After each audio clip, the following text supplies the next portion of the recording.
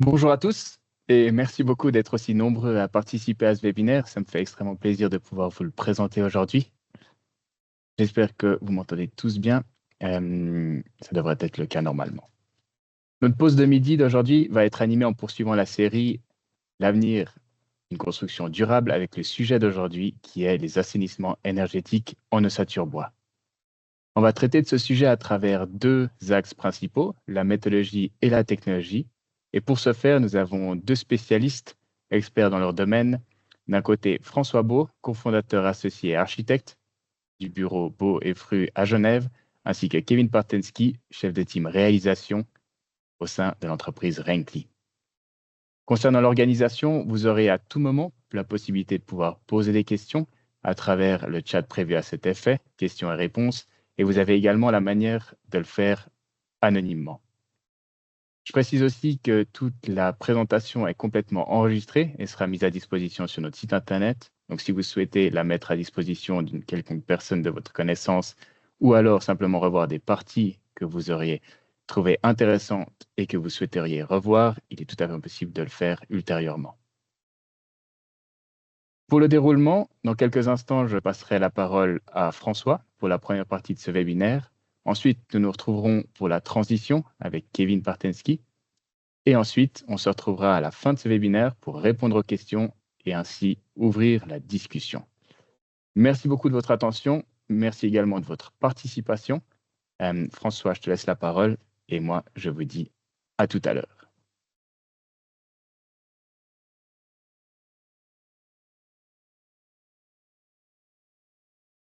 Alors bonjour à toutes et à tous et merci de suivre cette présentation du jour.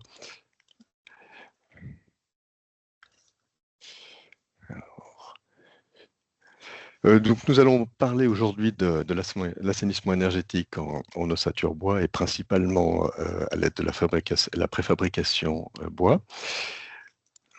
Pour cette présentation, donc on a préparé un petit mode comme un petit sommaire donc, qui va parler d'abord de la méthode, de la technologie, de l'amélioration du confort, de la performance énergétique, de l'énergie grise et carbone quand même très, très brièvement, d'un principal question de ces chantiers en site occupé qui est vraiment au centre de toutes ces rénovations énergétiques et d'un cas concret d'une rénovation de logement collectif en site occupé à Genève. Ensuite, un petit mot sur les constructions durables et les phases SIA et une synthèse.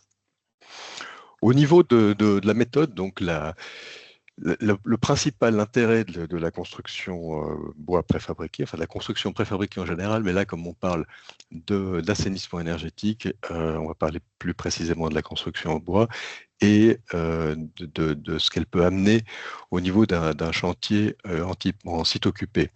Le principal avantage, c'est une grande partie des travaux sont transférés en usine, donc aussi il y a une externalisation des nuisances qui est importante. Ensuite, quelques phases sont extrêmement importantes, quelques étapes. Dès qu'on parle de préfabrication, on parle d'éléments qui arrivent terminés sur un chantier où il y a très très peu de possibilités d'intervenir par la suite, et c'est d'ailleurs pas souhaité. Le but, c'est d'être rapide et efficace. Et là, un diagnostic et un relevé 3D sont extrêmement importants au départ. Ça veut dire qu'on va laisser beaucoup moins d'aléas possibles que dans une intervention traditionnelle. Ensuite, on va faire une modélisation, une modélisation la plus précise possible de ces éléments, avec le BIM qui permettra aussi d'intégrer aisément tous les éléments techniques qu'il faudra intégrer dans ces éléments préfabriqués. La préfabrication en atelier se fonctionne avec des machines à commande numérique et on a des assemblages qui sont extrêmement précis. On arrive à avoir quelque chose.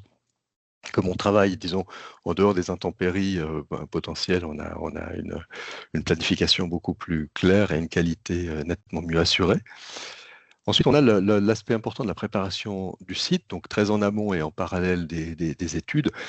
C'est la préparation, l'information locataire, les protections des éléments existants, l'organisation du levage, etc. Et puis faire en sorte que le chantier impacte le moins possible la vie des gens et leur sécurité, donc en séparant les flux chantiers des occupants. On a la pose ensuite qui intervient. Donc là, on a la principale problématique viendra souvent de pouvoir positionner une grue donc, qui est relativement conséquente. Et ça va se faire. Il y aura une partie préparation. Et ensuite, le chantier sur place est très rapide, en général entre 1 à 5 jours, pour poser une série d'éléments. Et ensuite, en finale, viendront les tests d'étanchéité, les contrôles thermiques, etc., qui sont, disons, la finalité de ce travail. Au niveau des technologies liées à la construction au bois, notamment préfabriquées, les systèmes constructifs sont en général l'ossature bois, ce qu'on utilise le plus souvent dans ces cas-là. Nous avons aussi les CLT en bois lamellé croisé qui peuvent avoir un certain nombre d'avantages, mais disons qu'ils s'utilisent moins pour des éléments totalement préfabriqués.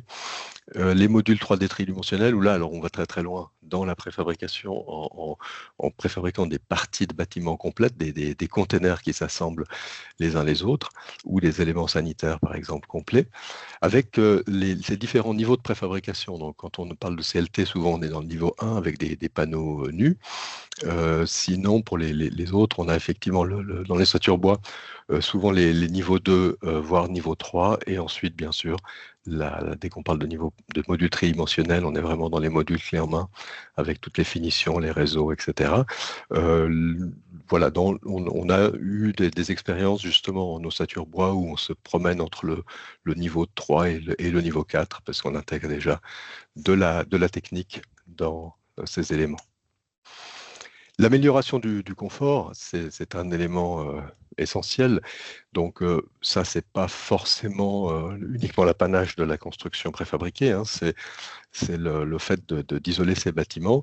La construction bois va amener bien sûr beaucoup de qualité là-dedans en permettant disons, de mieux gérer les ponts thermiques. Et puis, le fait de préfabriquer va surtout amener à assurer la qualité, amener vraiment une étanchéité à l'air qui sera mieux maîtrisée qu'avec une construction sur place, et l'intégration technique directement dedans, et puis surtout un chantier qui est nettement moins perturbateur pour les habitants. Là, ça, je pense vraiment le point à mettre en avant quand on parle de construction bois préfabriqué, la planification est plus complexe, mais la réalisation est plus rapide et moins problématique.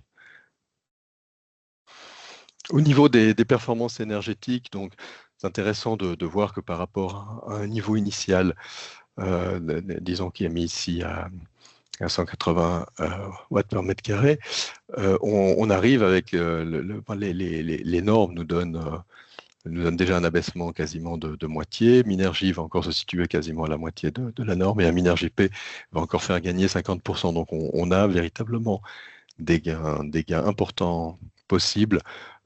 C'est bien d'avoir ces objectifs en tête au départ.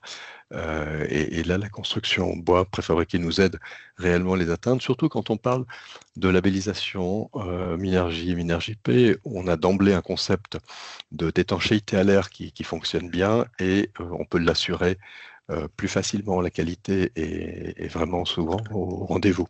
Ce qui est plus complexe, on le voit souvent avec une fabrication sur place.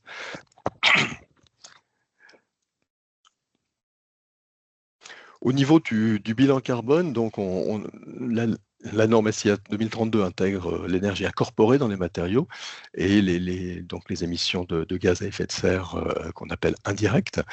Là aussi, le type de matériaux qu'on va choisir pour cette préfabrication est très important. Là, on voit quelques exemples de matériaux avec un EPS, polystyrène expansé, qu'on essaye de ne pas trop utiliser dans ces cas-là et qui est assez peu copain avec le bois, qui arrive à disons des valeurs qui sont relativement hautes. Quand on regarde du béton et de l'EPS, par exemple, on arrive à 300 kg de CO2 d'équivalent CO2 par mètre carré sur 30 ans. Dès qu'on parle de bois et de laine minéral, on descend en dessous des 200.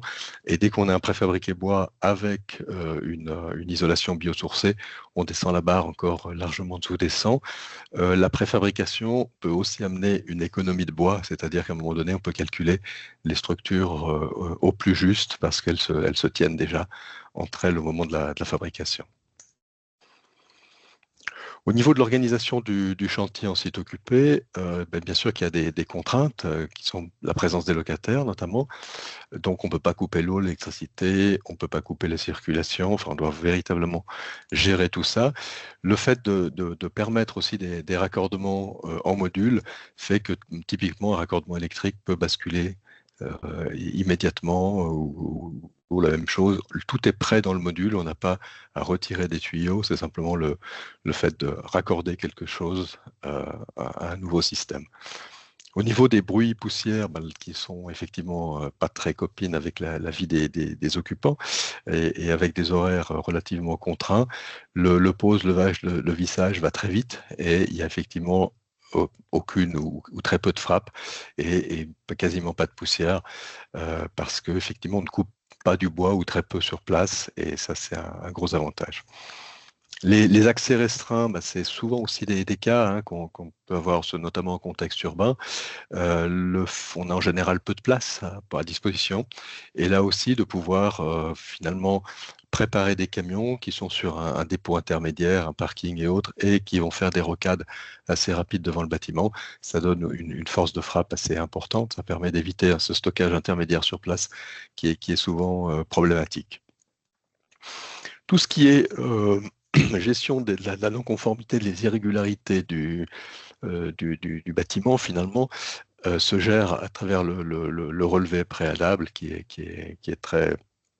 se fait maintenant très finement avec les appareils LIDAR et qui arrive à des tolérances très très basses.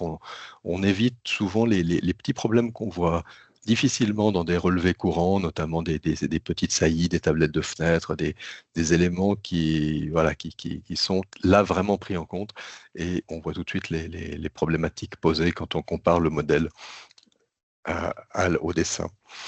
Et puis ensuite, la communication, bien sûr, avec les locataires.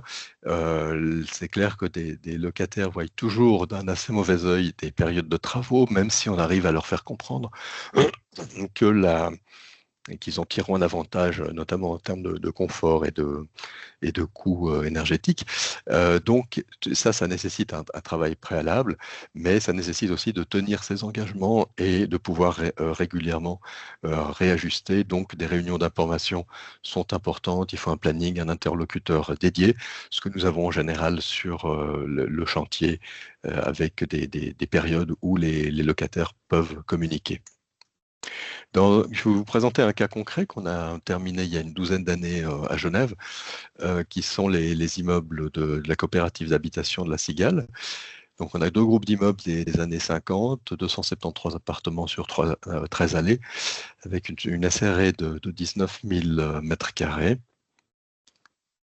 Les aspects qui étaient vraiment déterminants pour eux, c'était de réduire les besoins de chaleur. On était dans une période où le prix du mazout avait beaucoup monté. C'est un groupe d'immeubles qui consomme environ 300 000 litres de mazout par an et tout d'un coup, ça faisait très mal au porte-monnaie. Donc, ça a lancé ce projet. C'était passé, dans la mesure du possible, sur une énergie renouvelable, diminuer les émissions de CO2.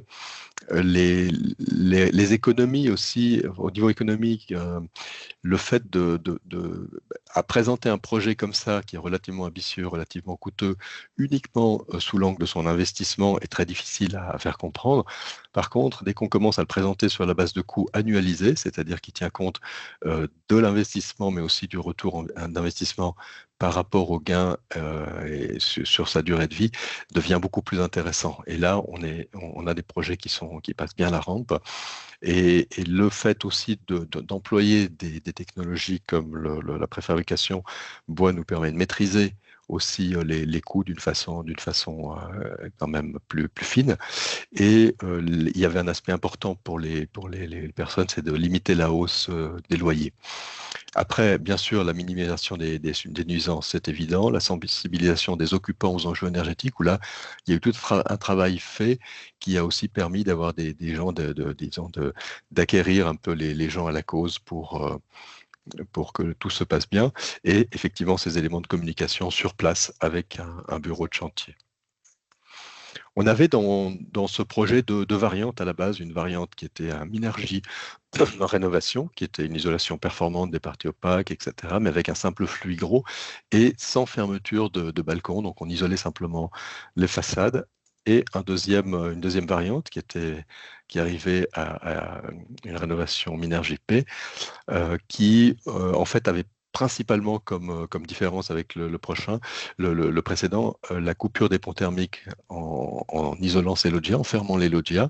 C'est vrai qu'on limite tous les ponts thermiques des balcons qui sont très importants dans ce genre de bâtiment, et une ventilation double flux avec récupération de chaleur. Et ces deux éléments ont fait vraiment la différence entre un standard Minergie et un standard Minergie P, et c'est celui-ci qui a été choisi par la coopérative d'habitation pour aller plus loin. Donc au niveau des besoins, là aussi on voit un peu, alors je ne sais pas pour quelle raison c'est pas très clair, on a beaucoup de noir sur ce graphe, mais c'est pas très important. Simplement les versions qui étaient définies, donc on avait une version intermédiaire, une version minimaliste qui n'a pas été retenue, et puis entre la version Minergie et la version Minergie P, donc on a quand même ces écarts qui sont relativement importants. Mais c'est vrai que le graphe n'est pas de bonne qualité. Sur la gauche, vous avez juste une petite image des façades qui montre aussi tous les éléments préfabriqués qui sont les parties que l'on peut voir avec des tôles aluminium striées, et les parties latérales orange. Et ces parties latérales orange sont vraiment des éléments techniques, des gaines techniques, je vous expliquerai plus tard, qui ont permis de faire passer notamment la pulsion du double flux. Et vous voyez sur la toiture aussi des toitures solaires non vitrées qui permettent de faire fonctionner le système, le principe de production de chaleur type ISOL. Donc les travaux en site occupé, ça a été effectivement le grand challenge, c'est d'arriver à 13 mois de travaux, en moyenne 1 mois par allée. Alors, il ne faut pas idéaliser 1 mois par allée, ça ne veut pas dire que chaque allée ne voit des échafaudages que pendant 1 mois, mais ça veut dire que la durée moyenne des travaux sur chacun des bâtiments dure environ 1 mois, ce qui est relativement court. La préfabrication des fermetures de loggia et des éléments de toiture a été un élément déterminant. Le passage de la technique dans les nouvelles gaines ont évité les interventions dans les appartements, qui se sont vraiment contentés d'un minimum d'intervention, simplement le remplacement des soupapes d'aspiration dans les salles de bain quasiment. Et puis une équipe de direction de projet et de travaux compétente et communicante, ça c'est vraiment la base de ce genre de travail. Si on n'a pas sur place de vrais interlocuteurs à 273 appartements, c'est-à-dire pas loin de 1000 locataires, ça peut être très vite l'émeute, et ça c'est vraiment un élément essentiel. Les quelques valeurs d'isolation thermique, donc des éléments que vous pouvez voir ici en cours de pause. Donc on a arrivé sur la toiture avec des éléments complets, des éléments de toiture complets qui ont été posés sur des calages qui ont été faits sur les pannes du bâtiment existant. Donc il y avait vraiment le voligeage, des calages sur les pannes et la pose de ces éléments. Et les éléments préfabriqués de façade, de fermeture des loggias, qui sont arrivés avec les fenêtres en place, prêt à recevoir le parement extérieur et le montage des stores. Et donc voilà, je vous ai mis quelques valeurs, mais on voit qu'on est dans des valeurs, vu le bon facteur de forme de bâtiments aussi grands. On a des valeurs entre 0,13, DU de 0,13 à 0,14 pour la partie enveloppe externe, et puis 0,20 pour les planchers, avec des fenêtres qui, à l'époque, un bon isolant, un pont vert isolant triple, c'était 0,7. Maintenant, on est plutôt à 0,6 pour le courant, mais ça fonctionne très très bien. Juste un petit schéma donc de l'intégration de la ventilation double flux aux éléments préfabriqués. Sur le schéma de droite, vous voyez aussi toute cette réflexion qui est aussi qui va dans le sens que cette préfabrication nous amène une valeur ajoutée aussi au niveau technique. Donc on a créé des nouveaux locaux de ventilation à l'étage, enfin dans le dernier étage, dans les ex-combles, qui aspirent les gaines existantes dans les locaux sanitaires et les cuisines. Donc on a vraiment mis des plénums en haut qui reprenaient tout ça.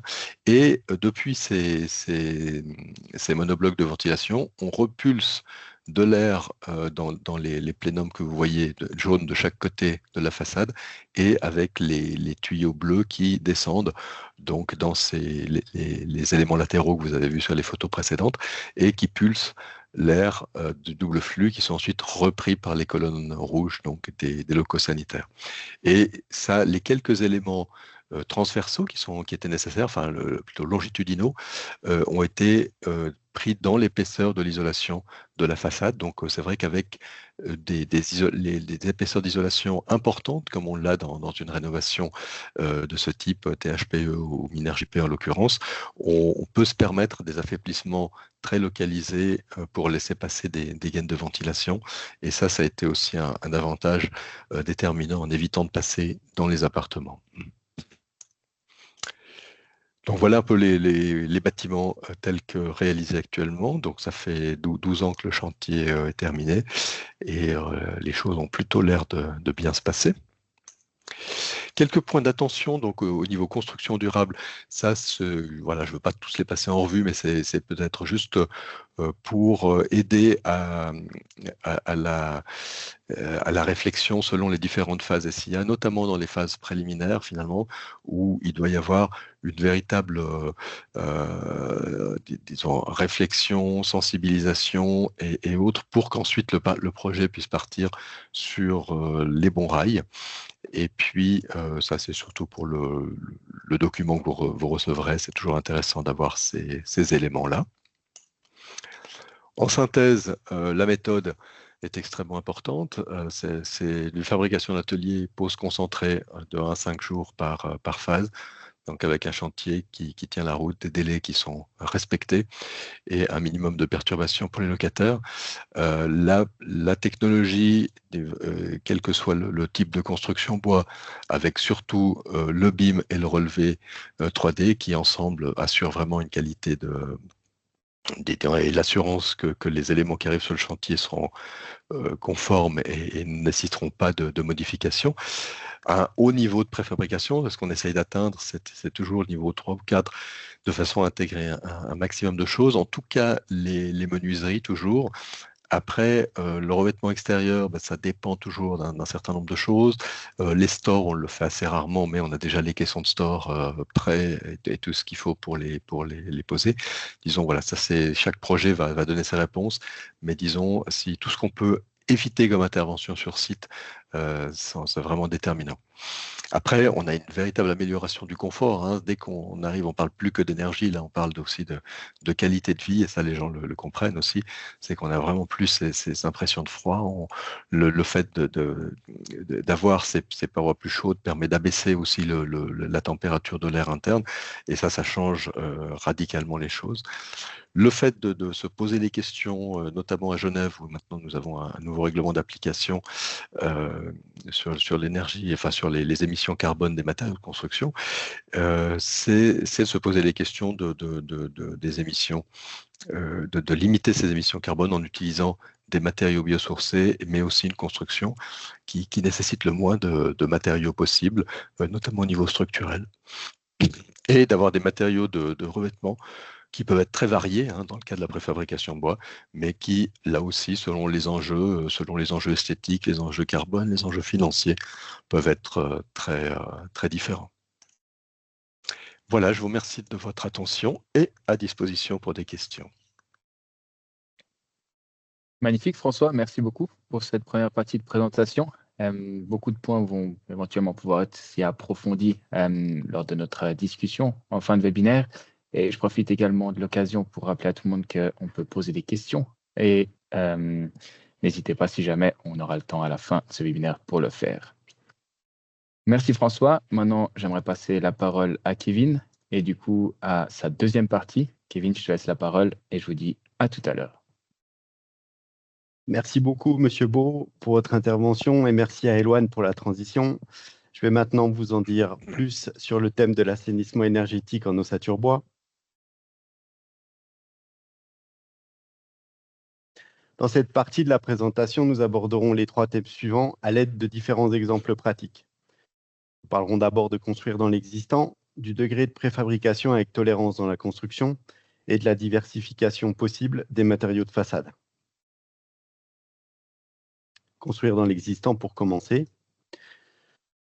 Voici un exemple assez typique de bâtiment construit dans les années 60 et dont les standards énergétiques ne correspondent plus aux attentes actuelles. Ce bâtiment se trouve à l'avenue des Heules à Nyon.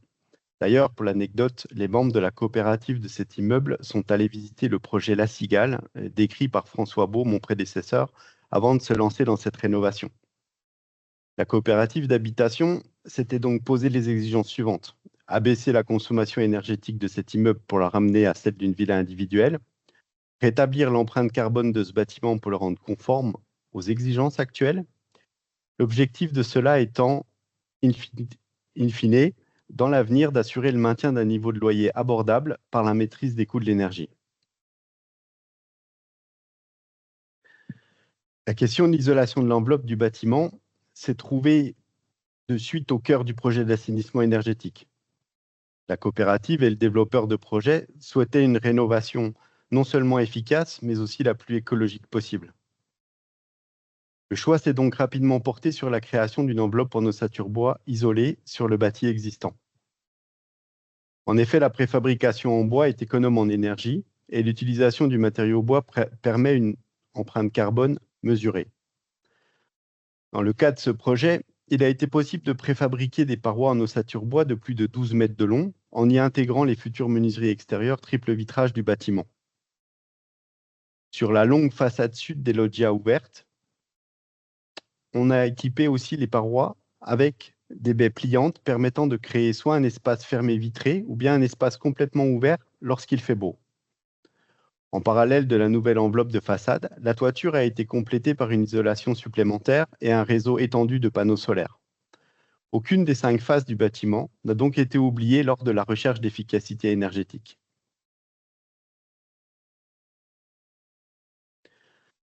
Bien entendu, cette réalisation posait des défis particuliers. Un premier objectif étant la cohabitation entre les habitants et les entreprises intervenant pour la rénovation. En premier lieu, nous avons contingenté les espaces de chacun afin d'assurer la sécurité, les flux des occupants et celui des matériaux nécessaires au projet. Le développement des détails d'exécution a pris en compte la volonté d'élever au maximum la préfabrication en atelier, ceci afin de diminuer les interventions de chantier. Voilà un premier avantage. Avec les fenêtres posées dans les éléments, les habitants ont eu pour peu de temps une double fenêtre, mais jamais leur habitation n'a été ouverte aux intempéries. Les livraisons des grands éléments préfabriqués se font sur le principe du juste à temps. Ceci pour permettre une occupation d'espace minimale, mais aussi une cohérence avec l'avancement du projet. La gestion régulée des heures de travail sur chantier, accompagnée d'une communication active avec les occupants, a aussi permis d'obtenir une cohabitation pacifiée entre habitants et entreprises. Une autre décision forte de la direction des travaux a été d'investir un appartement pour y installer ses bureaux afin de donner la possibilité d'échange et de dialogue avec les habitants à tout moment du projet.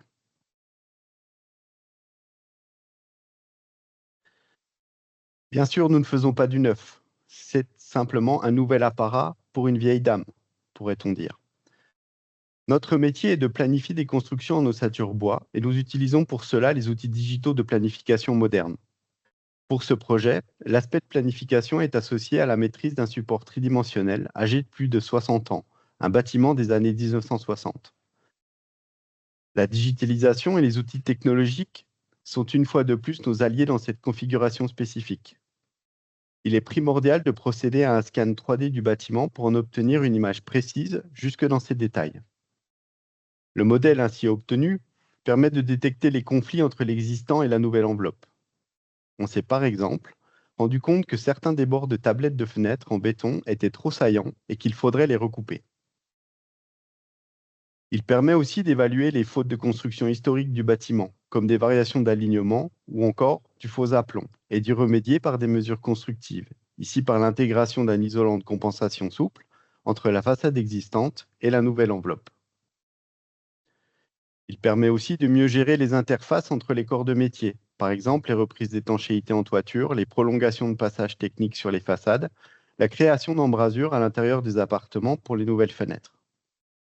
Enfin, la finesse du modèle nous permet de réduire les tolérances de construction.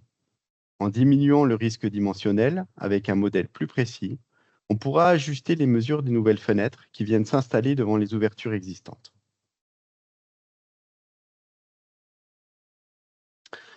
De la même manière, une planification précoce de l'installation de chantier, des ressources logistiques et de montage ont permis de mener des discussions constructives avec les autorités compétentes pour obtenir, entre autres, le droit d'installer une grue mobile, les autorisations de manœuvre pour l'accès au chantier.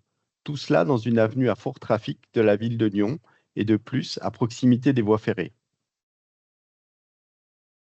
Il y a eu aussi la mise en place d'un accès protégé aux entrées du bâtiment, ainsi que du chemin de fuite à l'extérieur du parking.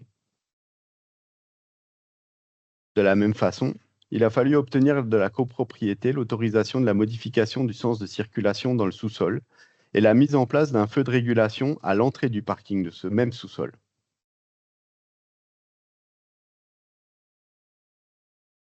La conceptualisation du montage donne le là du processus de planification d'atelier.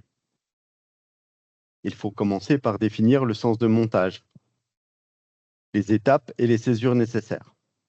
Ce concept est ensuite associé à diverses coordinations internes, par exemple de planification, de commande de matériaux, de production, de chargement et de logistique de livraison, mais aussi externes, comme celles nécessaires avec l'échafaudeur, le menuisier, l'étancheur. Cela permet aussi une communication claire et transparente avec la coopérative et les habitants du planning des tâches qui seront réalisées sur leur immeuble.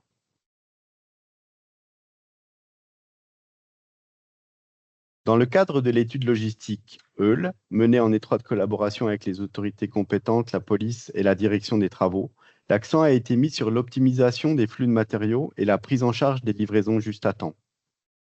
Cela a permis de réduire considérablement les nuisances pour les habitants. Dans le même temps, la sécurité des riverains, des habitants et des entreprises œuvrant sur le chantier a été garantie pendant toute la phase de construction. Au bilan, quels ont été les avantages de cet assainissement énergétique en ossature bois? Premièrement, les occupants des 36 appartements ont pu rester dans leur logement pendant la durée de l'opération de rénovation énergétique. Ensuite, de tels travaux, qui peuvent se prolonger sur plus d'une année dans le cas de la création d'une nouvelle enveloppe, dans ce cas, la création de la nouvelle enveloppe fermée et étanche n'a demandé que 4 mois sur le chantier. Les nuisances sonores ont été minimisées avec un pic maîtrisé sur une période de 6 semaines. Aujourd'hui, les résidents doivent nettement moins chauffer leur appartement et bénéficient en plus de l'énergie solaire passive des loggias. Cette solution durable et efficace du point de vue énergétique réduit les besoins d'entretien et les frais d'exploitation pour l'ensemble de la copropriété.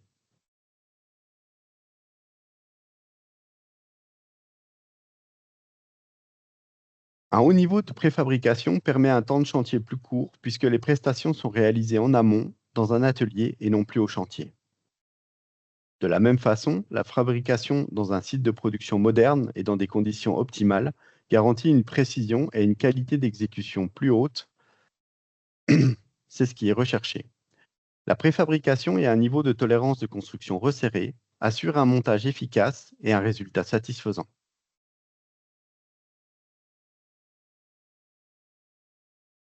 Les ancrages et les fixations sont essentiels pour assurer une liaison sûre et stable entre la nouvelle enveloppe et le bâtiment existant.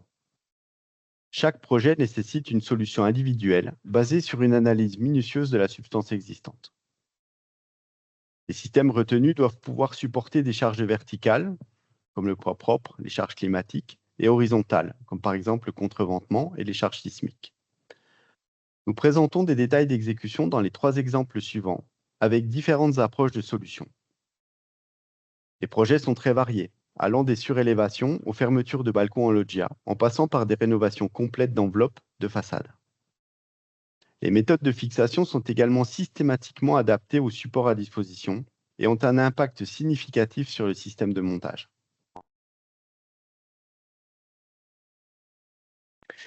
Exemple 1. Revenons sur le projet EUL. Une grande précision des mesures est ici déterminante.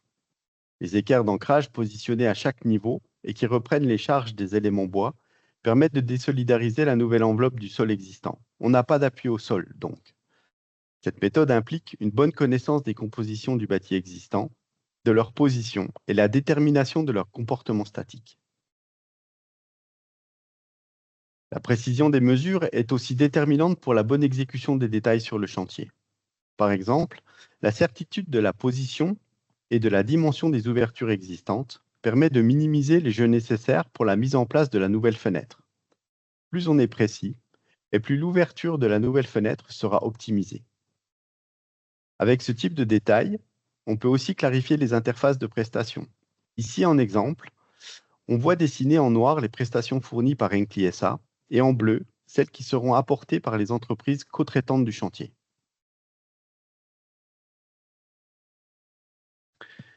Exemple 2. Les systèmes doivent être innovants. Toutes les façades ne sont pas capables de reprendre les charges d'une nouvelle enveloppe. Cet exemple montre le développement d'un système original où les parois des fermetures de balcons pour créer des loggias sont fixées à des tiges d'acier pendues depuis la toiture. Cette méthode implique une collaboration étroite entre l'ingénieur bois et l'ingénieur civil. Notamment l'analyse du comportement du système statique mis en place, incluant un système de vérinage, ont été les principaux défis de cet assainissement énergétique. Une fois encore, la précision des mesures du bâtiment existant a été déterminante pour la planification de ce projet. Grâce au développement de détails réfléchis dès le départ pour la mise en place d'éléments préfabriqués en bois, nous avons pu, en quelques semaines, créer 132 loggias avec des parois bois équipées en ateliers de fenêtres et d'embrasures métalliques extérieures et prêtes à recevoir les stores à lamelles au chantier.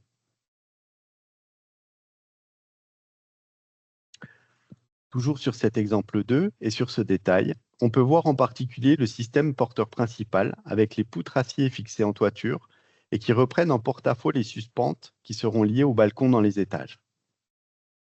Ensuite, les parois en bois viennent se fixer sur des plaques de réception en acier, réparties elles aussi sur les suspentes, à chaque étage, sous les dalles de balcon.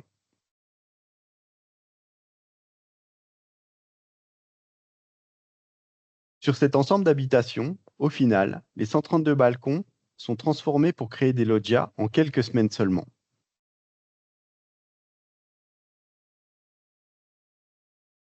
Voici le rendu final, une fois les parois en ossature bois mises en place au chantier et toutes les finitions de façade terminées.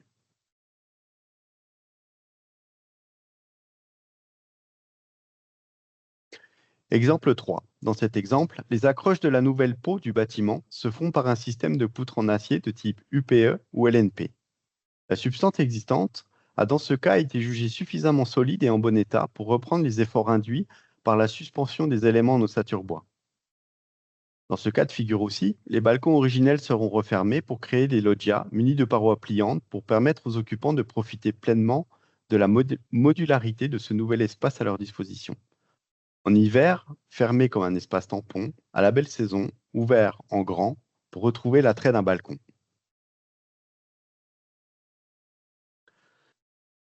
Toujours pour cet exemple 3, un assainissement énergétique amène souvent à une réflexion conjointe sur la possibilité d'une surélévation. Les raisons sont le plus souvent financières. Dans le cas de ce projet, la pose de nouvelles façades a été accompagnée de la destruction de la toiture en pente existante. Celle-ci formait des combles froids. On a aussi mis en place un plancher de désolidarisation et, au final, créé un niveau supplémentaire pour des appartements au dernier niveau de l'immeuble. Sur cette coupe, on devine, en arrière-plan dessiné en jaune, le plan de toiture initial avant destruction et le rehaussement du bâtiment.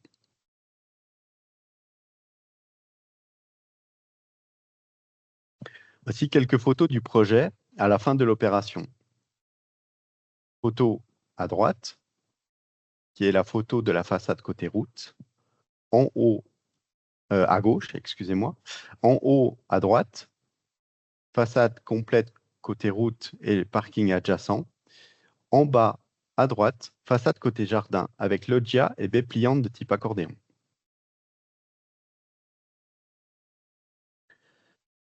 Diversification des matériaux de façade. La création d'une nouvelle peau en ossature bois ouvre de nombreuses possibilités sur la future façade du bâtiment. Il est important de bien différencier le mode de construction de la façade et le revêtement de façade. Dans le cadre de ce webinaire, le mode de construction choisi est l'ossature bois. Elle constitue la base structurelle du bâtiment. La façade, quant à elle, correspondra à l'identité visuelle du bâtiment. Elle vient se fixer sur l'ossature et peut prendre des formes très variées. Il est ainsi possible d'envisager des façades bois ventilées, des façades crépi ventilées ou compactes, ainsi que des revêtements métalliques ou minéraux.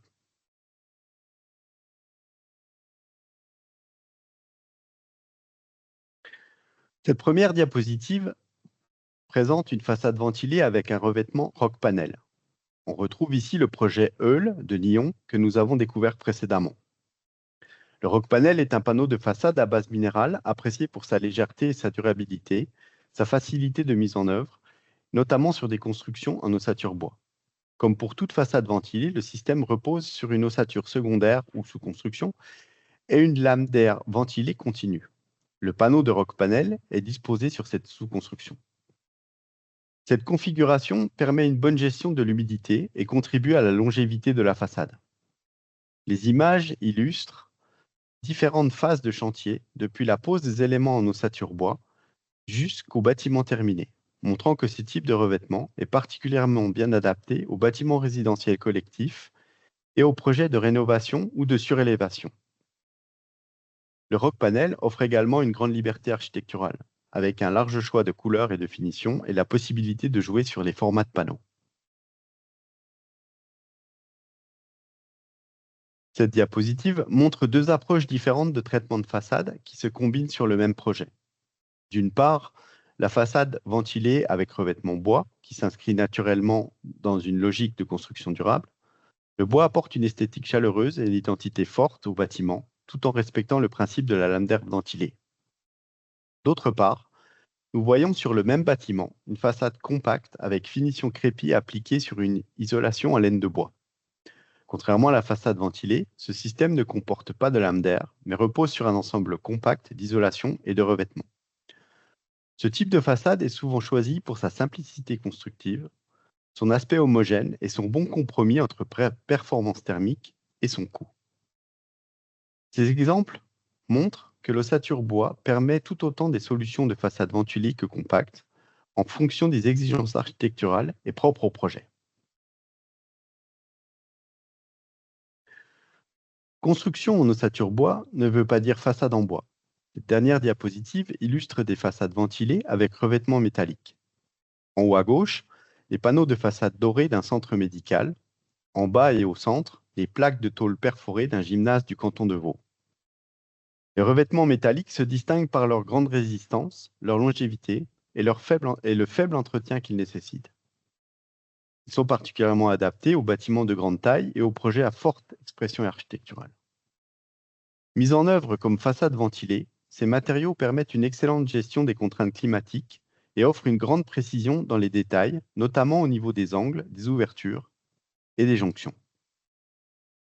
Les exemples présentés montrent que l'ossature bois peut parfaitement accueillir de nombreux types de revêtements, démontrant ainsi que ce mode de construction n'impose presque aucune limite au choix des matériaux de façade. Cela confirme la flexibilité architecturale et technique des constructions en ossature bois.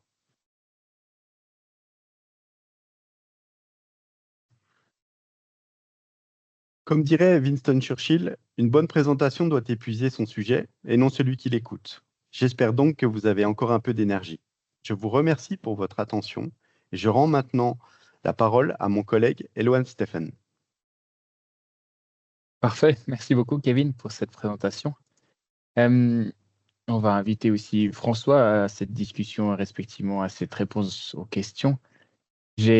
Avant de commencer avec les questions qui ont été posées, j'ai moi-même une question que j'aimerais volontiers vous poser. C'est qu'on entend souvent avec les assainissements énergétiques, on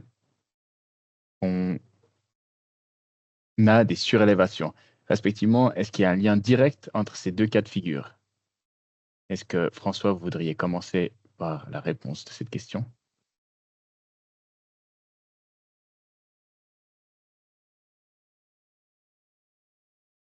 le micro, pardon. C'est mieux ainsi. Voilà, Merci. la réponse peut être bien sûr très, très différente en fonction du contexte et du projet. Donc déjà, est-ce que les règlements de construction dans la zone du projet permettent d'envisager cette surélévation? Et si c'est le cas, ensuite ça devient un calcul économique. Donc c'est souvent effectivement plus intéressant de rajouter des surfaces, donc d'augmenter le bilan, disons, le locatif du bâtiment en rajoutant des surfaces quand on fait ce type d'intervention. Ça veut dire que de toute façon, à partir du moment où on refait l'enveloppe, il va falloir refaire la toiture.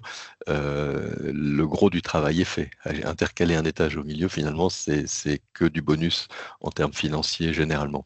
Maintenant, quand on parle de surélévation, quand on fait en général que la surélévation, un étage est difficilement rentable, il en faut un deuxième. Par contre, si une surélévation vient chapeauter un assainissement énergétique, là, elle devient intéressante financièrement et elle allège le plan financier. Je comprends, ouais. Et du coup, Kevin, est-ce que tu as aussi un avis sur cette question? Je pense aussi qu'on a tout intérêt à réfléchir à l'optimisation potentielle que peut représenter effectivement la surélévation quand on fait un assainissement énergétique. Et les limites techniques sont certainement formulées par la substance existante. Il est tout à fait possible qu'on ait par exemple une dernière dalle de toiture sur un bâtiment qui date des années 1950, qui ne soit pas du tout construite pour recevoir un étage supplémentaire. Ce serait par exemple une limite possible. Si on arrive à dépasser cette limite et trouver des solutions techniques, on réfléchira volontiers à créer une surélévation. OK. Et puis du coup, tous ces assainissements énergétiques, etc., ils sont accessibles à tous les maîtres d'ouvrage en règle générale? Mais là aussi, il y a plusieurs réponses. Ça va dépendre un peu du rapport entre les moyens du maître de l'ouvrage, sa manière de voir l'investissement. On parlait tout à l'heure d'investissement versus coût annualisé sur la durée de vie. C'est de voir aussi qui profite de tout ça. Bien sûr que le contexte idéal, c'est la coopérative d'habitation, dans le sens que les coopérateurs sont propriétaires de leur logement et donc investissent, mais en récoltent le fruit. C'est un peu plus difficile quand il s'agit d'appartements locatifs parce que là, quelques mécanismes doivent être mis en œuvre. Mais disons, ce qui est sûr, c'est que un immeuble qui est raisonnablement endetté et dont les loyers ne sont pas trop hauts est un bon candidat. Quand vous n'avez plus de marge d'augmentation des loyers et quand votre immeuble est trop endetté et que donc vous ne pouvez pas aisément faire un emprunt pour les travaux, ça devient plus difficile. Et là, quel que soit le type de propriétaire, on va avoir cette problématique s'il y a eu un petit peu trop si on a poussé un petit peu trop dans le sens des loyers et dans le sens de l'endettement de l'immeuble et de la valeur de l'immeuble aussi. OK, j'entends. Merci beaucoup. On a aussi 2 questions qui sont arrivées, respectivement, je vais la citer. On parle beaucoup de diminuer les consommations en chauffage à travers les rénovations. Qu'est-ce qu'il en est au niveau du confort d'été? Qu'est-ce qui assure que le bâtiment ne devienne pas trop étanche? Kevin, peut-être sur la partie technique, est-ce que tu voudrais dire quelque chose là-dessus? Alors, peut-être sur la partie étanchéité, je crois qu'un bâtiment n'est jamais trop étanche. L'idée d'avoir une étanchéité contrôlée, c'est-à-dire d'avoir des fuites parasites contrôlées, ça peut être que positif. Donc, d'améliorer l'étanchéité ne sera que positif. Après, il faudra forcément gérer la ventilation dans le bâtiment si on commence à avoir un bâtiment étanche. Sur la partie isolation, moi, je pense qu'intrinsèquement, si le bâtiment est mieux isolé, on sera aussi certainement mieux protégé de la chaleur estivale, mais il faudra, on va dire, des contrôles par un thermicien spécialiste pour justifier ce genre d'a priori. OK. Peut-être qu'on peut ajouter que, effectivement, dans tous les cas, un immeuble bien isolé sera plus confortable été comme hiver. Mais c'est clair que l'hiver, l'objectif, c'est de ne pas faire rentrer le froid, mais on lutte plus facilement contre le froid en mettant un peu de chauffage que contre le chaud, parce que nos bâtiments sont assez peu équipés de rafraîchissement, notamment dans de l'habitat. Donc, la seule question, c'est de ne pas laisser rentrer la chaleur. C'est-à-dire qu'à partir du moment où on a un bâtiment bien isolé, où la structure reste relativement fraîche, c'est-à-dire qu'on fait attention de baisser ses stores la journée, de ne pas laisser entrer les gains solaires, là, on peut conserver une certaine fraîcheur dans le bâtiment, même beaucoup mieux qu'un bâtiment qui est moins isolé. Le problème du bâtiment isolé, c'est que si on laisse rentrer la chaleur, il va nettement moins facilement se rafraîchir la nuit, puisqu'il n'est plus en contact avec l'air ambiant. Donc voilà, mais bien utilisé, c'est toujours plus efficace. J'entends. On a parlé tout à l'heure de savoir si les assainissements étaient bien pour les maîtres d'ouvrage, mais par contre, on n'a pas parlé, est-ce que les bâtiments peuvent avoir des prérequis pour subir ou avoir la chance de pouvoir être assainis? Respectivement, est-ce que l'assainissement énergétique peut se faire sur n'importe quel type de bâtiment, respectivement du béton, du rural, maçonnerie, etc. Qu'est-ce que tu en penses, Kevin? J'en parlais tout à l'heure en évoquant l'analyse de la substance existante. Je pense que dans le principe, n'importe quel bâtiment ou n'importe quelle structure de bâtiment permet d'envisager effectivement un assainissement énergétique. Il faudra analyser la substance existante et voir comment on peut fixer une nouvelle peau sur ce bâtiment. Ça ne devrait pas poser de problème. C'est vraiment, je pense, de l'étude au cas par cas qui permet de déterminer si c'est possible ou non. Tu as eu des expériences différentes, François, là-dessus? Alors oui, bien sûr, parce que quand on parle de rénovation énergétique, et surtout en milieu urbain, on se trouve assez systématiquement confronté à la notion de patrimoine. Et selon le type de bâtiment, selon la valeur patrimoniale du bâtiment, ce qui est le cas pour pas mal de bâtiments en centre-ville, par exemple, il y a des interventions qui sont extrêmement délicates à faire. Ça veut dire qu'on va pouvoir peut-être jouer aisément que sur la toiture ou sur les fenêtres et sur l'isolation des sous-sols, mais très difficilement toucher les façades par l'extérieur. Donc voilà, c'est un peu ces limites-là. Mais à partir du moment où un immeuble est relativement quelconque dans son architecture et peut finalement être qu'amélioré par un nouveau concept de peau extérieure, je pense qu'il y a de quoi faire. Il y a quand même quelques bâtiments dans ce sens-là, notamment un peu tout ce qui est périurbain et un peu isolé sans qualité particulière. Très bien. Merci infiniment du coup pour toutes ces réponses aux questions, de votre temps aussi. Le temps passe relativement vite. Le webinaire touche gentiment à sa fin. Je ne sais pas si vous voulez dire quelque chose en supplément, Kevin ou François. Sinon, on va gentiment clôturer.